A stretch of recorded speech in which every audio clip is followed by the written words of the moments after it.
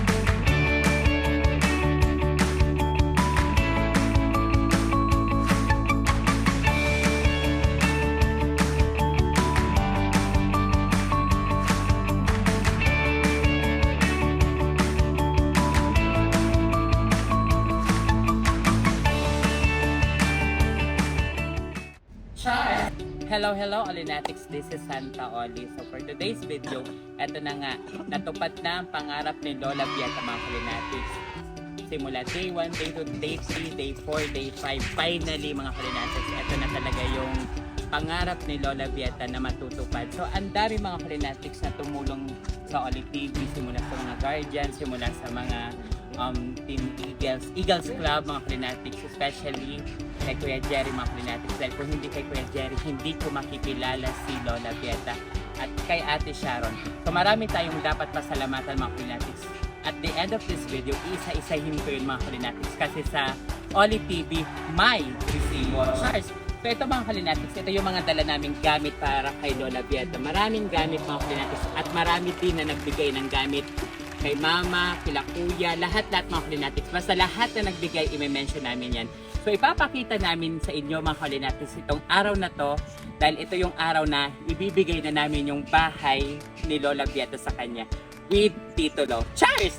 So, ayan mga Olinatics, papasilip ko muna sa inyo kung ano ang kaganapan sa pagbuo ng bahay ni Lola Bieta.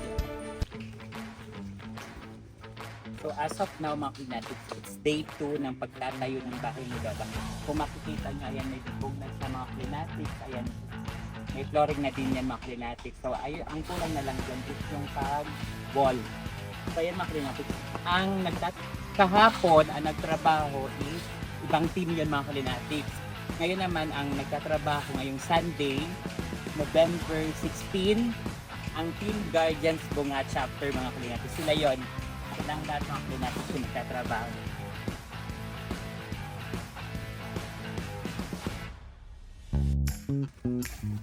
Ayan, sila yun mga Olinatics. Tapos yung kahapon, yung team kahapon, ano ata yun? Eagles Club, mga Olinatics. Hindi ako magkakamali. Pero tatanungin ko mamaya si Kuya Jerry kung sino yung team na nagtrabaho kahapon. Kahapon is Saturday. So ayan mga Olinatics. Ngayon naman, nandito, ito yung bahay ni na Kuya Patrick, mga Olinatics. Yung bahay ni Kuya Patrick, yung anak ni Lola Bieta. Asan ba si Lola Bieta? Ang tanong, mga Olinatics. Pupunta natin si Lola Bieta. Tara!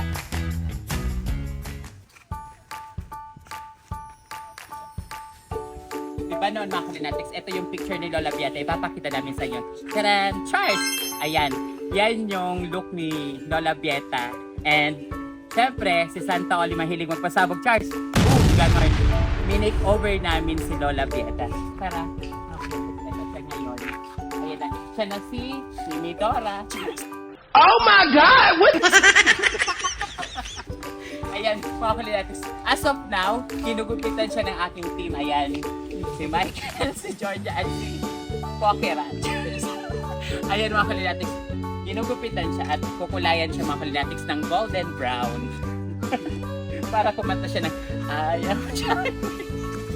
Hindi, ayan Lola Bieta, mamaya kukulayan ka na ng anong gusto mong kulay? Violet? Gold. Just like gold. Ayan, kukulayan. Ang kulay mga kulay natin is dark brown para pagpasok ni Lola Bieta sa kanyang mansion, fresh na fresh siya. Tapos, excited ka na, mabubuo na yung bahay mo, Lola. Diba? After 11 years na nakatira siya mga kulay natin sa Trapan, diba? Nakakilala natin si Lola Bieta na nakatira siya sa gilid ng malaking puno na Trapalang mga kulay natin for 11 years. Ayun na, yung kwento ni Lola Bieta. Mamaya mga kulinatics, kakausapin pa natin si Lola Bieta. Mas makikilala nyo mga kulinatics si Lola Bieta mamaya dahil may tayo one-on-one interview kay Lola Bieta. Cheers!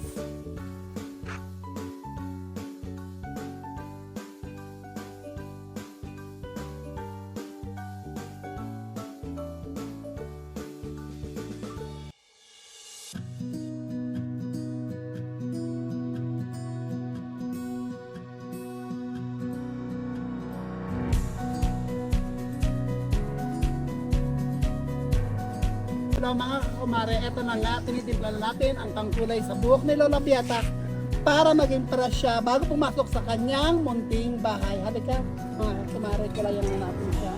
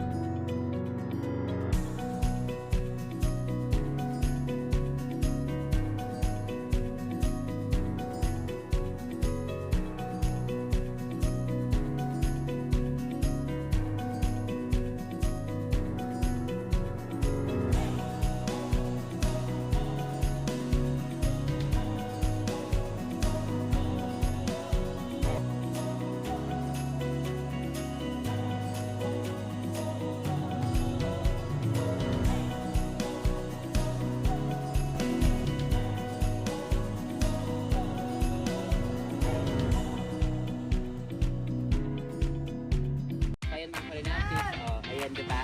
From puting buhok to itim na buhok. Charles and makulinatics. At syempre, from mahabang hairdo, hair niya makulinatics ngayon. Ayan, naiksi na lang. So, ayan, makikita natin makulinatics. Diba? Ang ganda na ni Lola. Ilang taon tayo Lola? 70 o 75?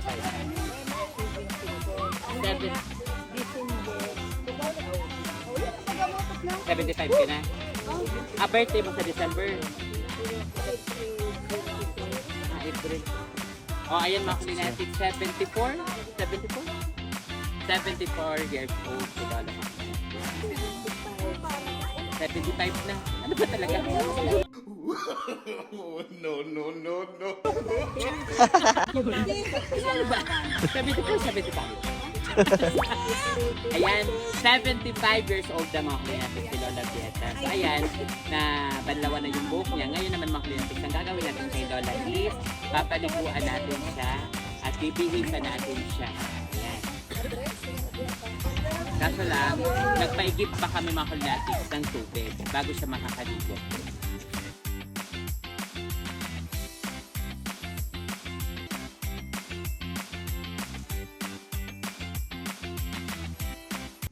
So dahil mga kulinatics walang kuryente dito si na Lola, ayan, nag-donate ang aking kapatid mga kulinatics ng solar light. Ayan, ito na yung magiging ilaw ni Lola tuwing gabi dito sa kanyang munting tahanan. Kaya shoutout sa aking kapatid na si Kuya Junjon. Thank you so much sa solar na binigay mo para kay Lola Bieta. Hello kulinatics. Ito na. Welcome to Oli Talks. Parang ano lang, Tony Talks to mga kulinatics. One-on-one interview with Lola Bieta. So, eto mga kulinatics, ang kwento kung bakit ko po nakilala si Lola Bieta. Eto po, dahil kay Kuya Jerry, mga kulinatics, si Kuya Jerry Macam, siya yung kumpiyanti ko daw matulungan si Lola Bieta. Pero si Kuya Jerry, mga kulinatics, nalaman niya naman yung sitwasyon ni Lola Bieta dahil kay Ate Sharon. Yung si Ate Sharon, mga kulinatics, ay taga dito sa Bunga. So, eto na mga kulinatics, finally, sa simula nung nakarating sa akin, at syempre, marami kami mga kulinatics na mga hiningian ng tulong at hindi nagdalawang isip. Sabi ko nga sa inyo mga kulinatics, at the end of this video, ipapakita namin at ipa-flash namin sa screen lahat ng nagbigay mga kulinatics dahil bumuhos yung blessing kay Lola Bieta mga kulinatics. And syempre, eto na, ipapakilala ko na po sa inyo si Lola Bieta. Si Lola Bieta po ay 75 years old, nakatira sa Purok 5, Bunga, Legazpi City. Dito siya dati mga kulinatics nakatira. Yan. Kung makikita nyo, may malaking puno dito mga kulinatics. Tapos yan, may trapal. Ito yung picture noon, mga kulinatics na yan. Papakita namin sa inyo. 11 years nang nakatira si Lola Bieta, mga kulinatics, sa trapal. Sa tagpi-tagping trapal. Umulan, umaraw, nandyan siya mga kulinatics natutulog, nagpapahinga. Ayan. Ngayon mga kulinatics, tatanungin natin si Lola Bieta. Ano ang trabaho niyo po, Lola Bieta, noon?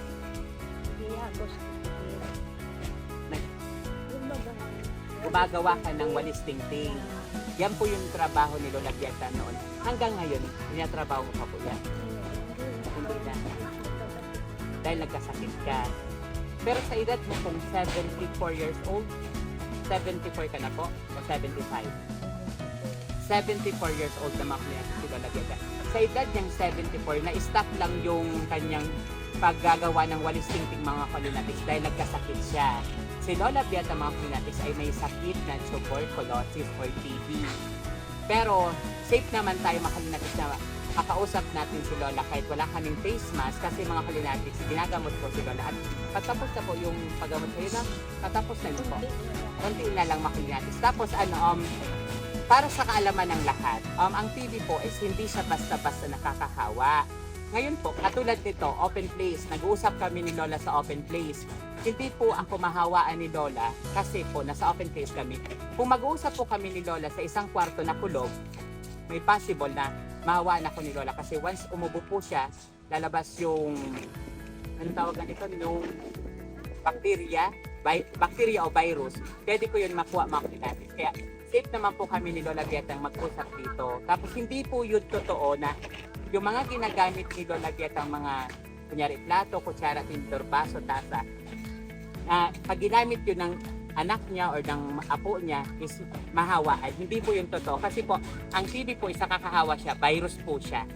Yan mga kulinatics. Sa kunting kaalaman nyo, para sa inyo yun mga kulinatics. Kaya eto, ganito, nag-usap kami ni Lola Bieta dito sa labas ng kanyang tahanan. Safe naman po kami. Tapos yun, di ba ang wish mo, Lola, sa 11 years ka nang nakatira sa tagpi-tagping trapal, ang wish niya po is magkaroon siya ng munting tahanan. Actually, mga kulinatics, nung una ko siyang nakilala, nung una ko siyang nakita, wala naman siyang iba sa aking hiniling. Bahay talaga, mga kulinatics. Di ba, Lola? Kasi 11 years na po siyang nakatira dyan. Yan, sa tagping trapal na po yan, mga kulinatics. Kaya, siyempre, yung wish ni Lola, grinan po namin yon. At hindi ko po yung Lola magagrant yung wish mo, hindi matutupad kung wala sa tulong ng ibang tao. Marami pong tumulong kay Lola mga kulinatics. Eagles Club, Guardians, yung team Kawa-Kawa. Basta marami. I-mention ko po yun mamaya mga kulinatics. Yung kapatid ko, Square Junjun, si Mama. Ang dami pong blessing na binigay din ni Mama. Katulad po niyan mga kulinatics, ang suot po ni Lola Bieta, kay Mama po yan galing. Binigay po yan sa Lola ni Mama. Tapos yung tsinelas ni Lola, binigay din niya ni Mama. Kaya shout out sa Mama ko na walang sawang pagsuporta sa iyong anak. Sa ganitong charity works ko mga kulinatics, laging nandyan si Mama para sa akin. Kaya thank you Mama. Kaya Lola, super blessed mo po na nakilala kita. Magpapakilala pala ako mga kulinatics kay Lola. Lola, ako pala si Santa Oli.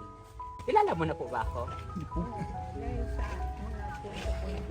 Kwento-kwento nila.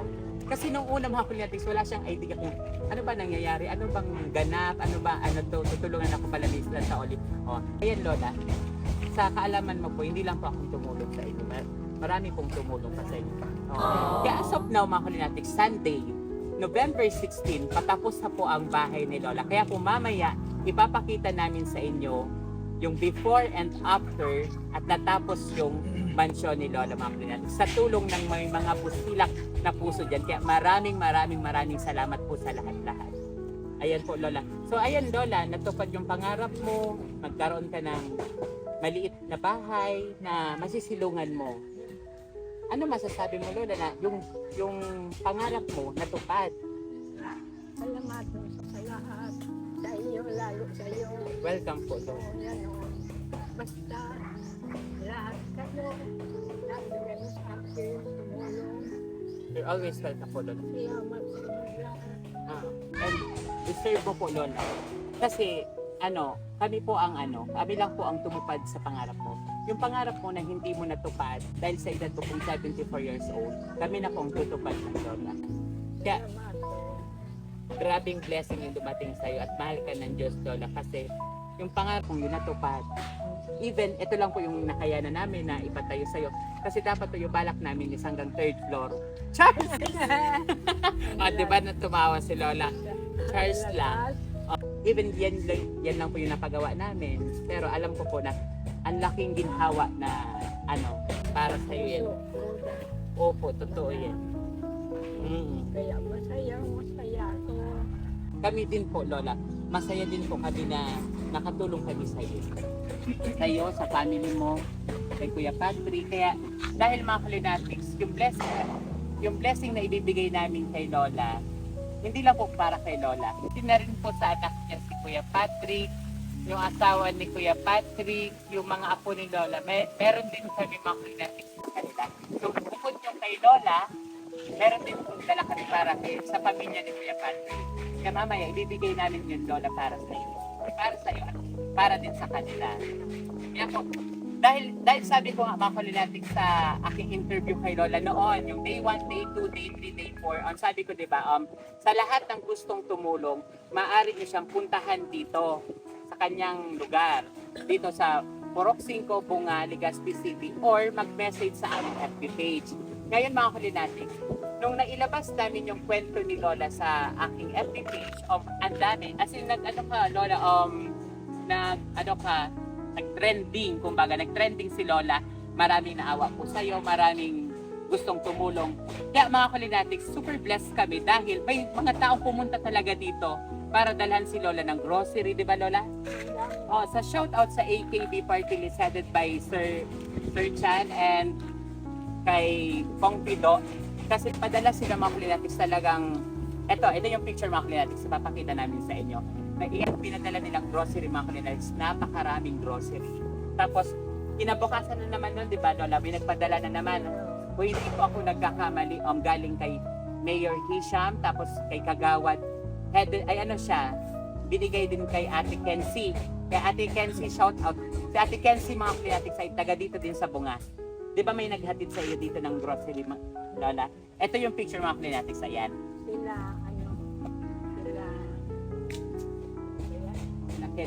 Kenzie Luna? Tama? May Kagawad daw na nagbigay.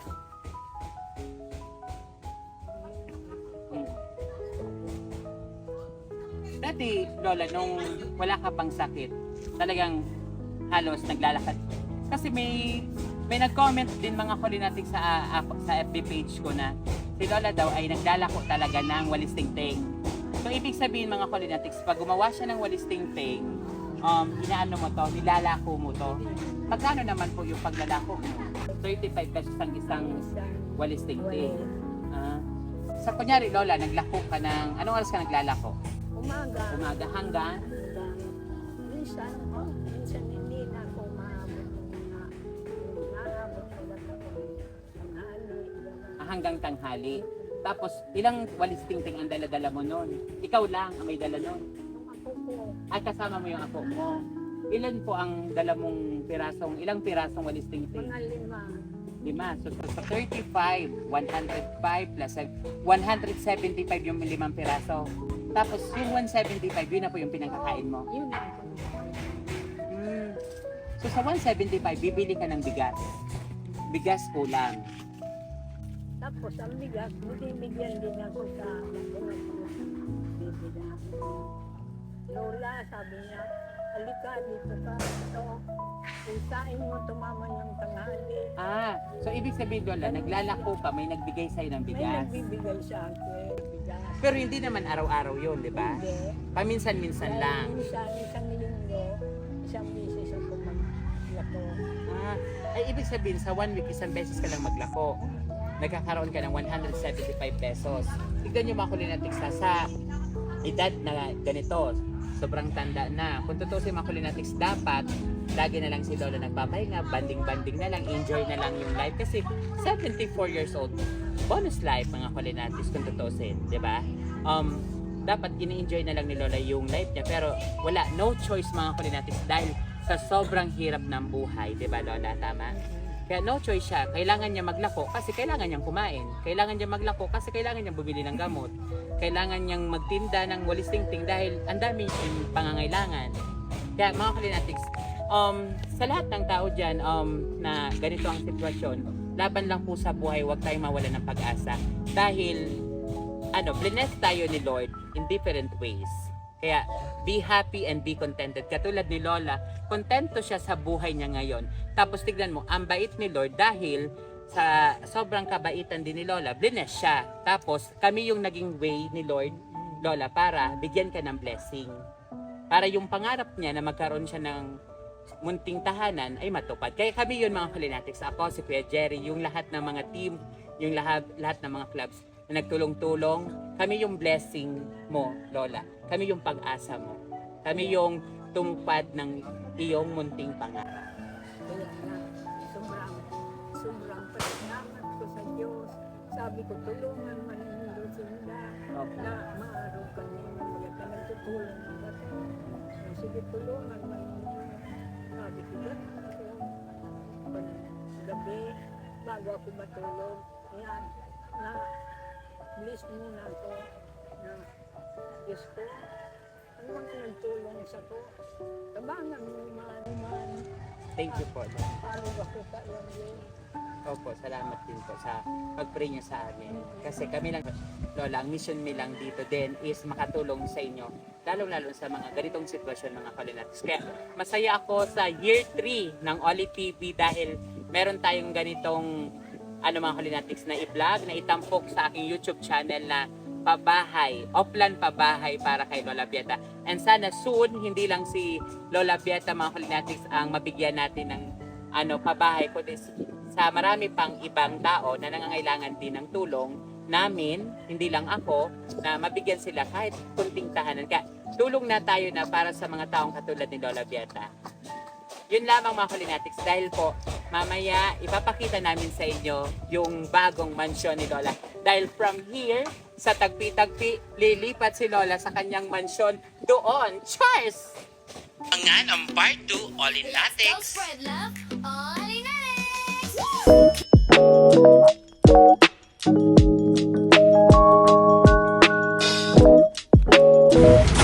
3 years na!